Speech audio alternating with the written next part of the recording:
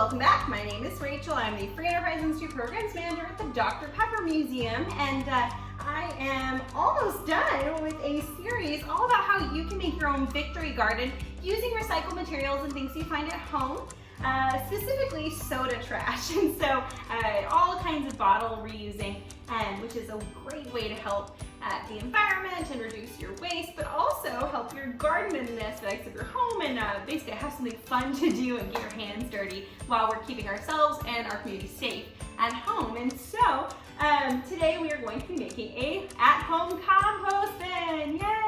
Using a 2-liter.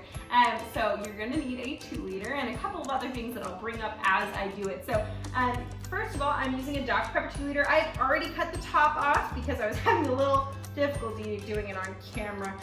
So I've cut off the top. Now, the website I'm using, the PBS website that told me how to do this, said to cut off the top as high as you could. My problem is that because I cut it so high, I have to be really careful or the lid will fall in. Please observe. It works, but if I were to move it a little bit, it falls in. So maybe try to be really careful to make sure that you have an even cut. I cut mine kind of funny, and now I'm gonna have to be careful to make sure it balances. I guess you can use tape, and I'll probably end up using tape to try to keep it still.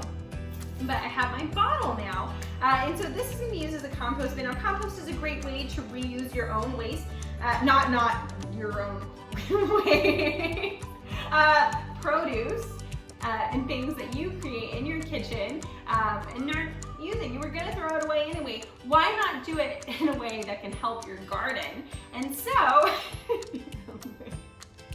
the dog's even looking at me funny, guys. The dog. Anyway. So, yeah, okay. When done right, a compost bin shouldn't be stinky. I know a lot of people are worried about doing compost in their backyard on a larger scale, or even have one of their little kitchen-sized ones you can have in your on your countertop. And a few people are nervous about that because maybe of the smell or that it might be gross. If done right, a compost bin will not be gross. Having said that, I have no idea if this will be done right because we don't have any bugs in there to make that happen. But it's going to be really fun to watch and see what happens and what's going on with the gross things. I'm hoping that the way I've cut the top won't mean that it's smelly. Anyway, if it's smelly, it's science, so it's probably okay. Anyway, so I have already collected a few things. I need some newspaper that I've already cut into pieces, but I know everybody's got a giant pile of newspaper under their kitchen sink, so use that just like me. I've also collected some of the gross things that I had from my lunch and from dinner last night. I am a vegetarian, so I have a ton of these things left over, and so I'm really excited to use them.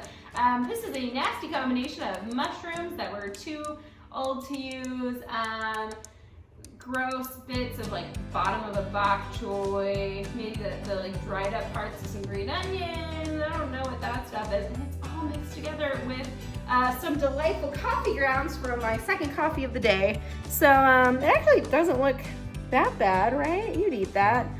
Maybe bugs would eat it. Anyway, so I have that, and you're also going to need dirt. Now, the website said to get dirt from your backyard or outside. I live in an apartment where I can't really do that. There is a fly. So sorry about that.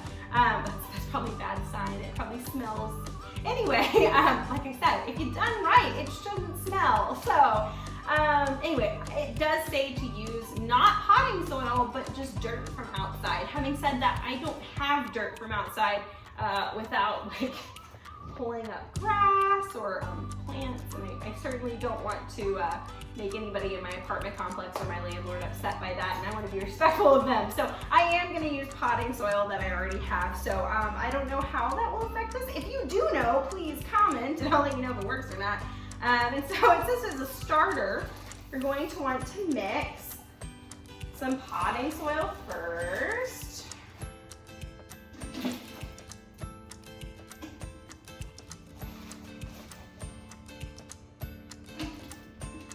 And then some newspaper clippings.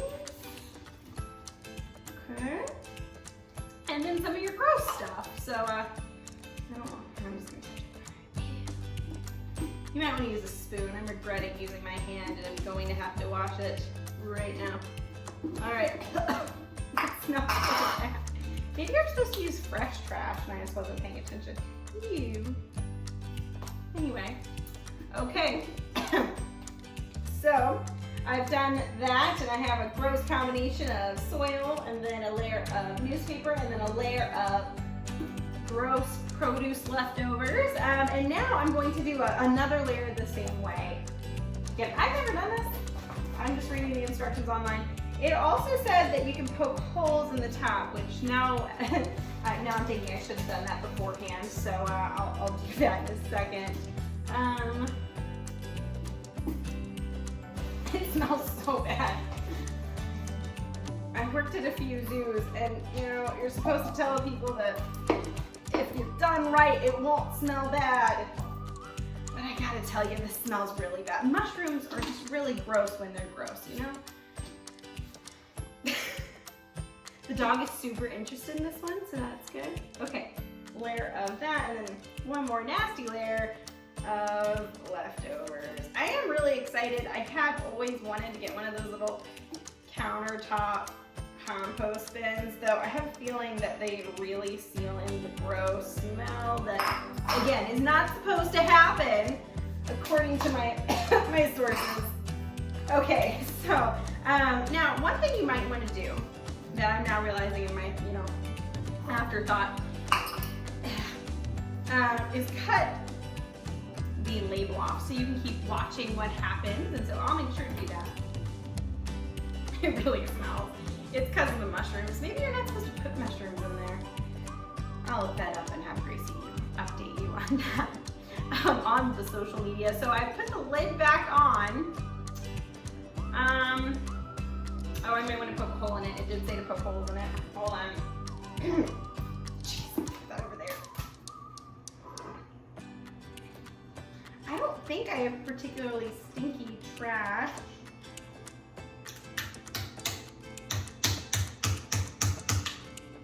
Basically, I'm just poking holes in the top part that I've taken off.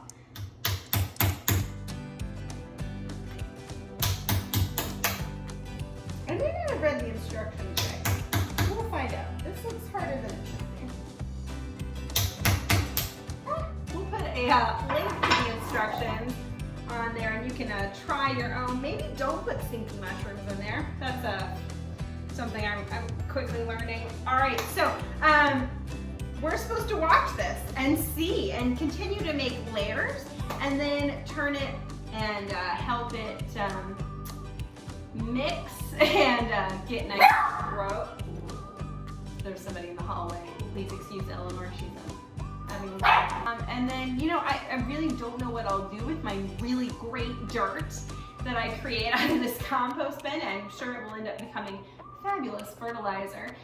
If you're at home and you are making your very own victory garden, maybe that's actually the garden, this might be a great way to help fertilize and give your plants some much needed nutrition. So let us know if it works.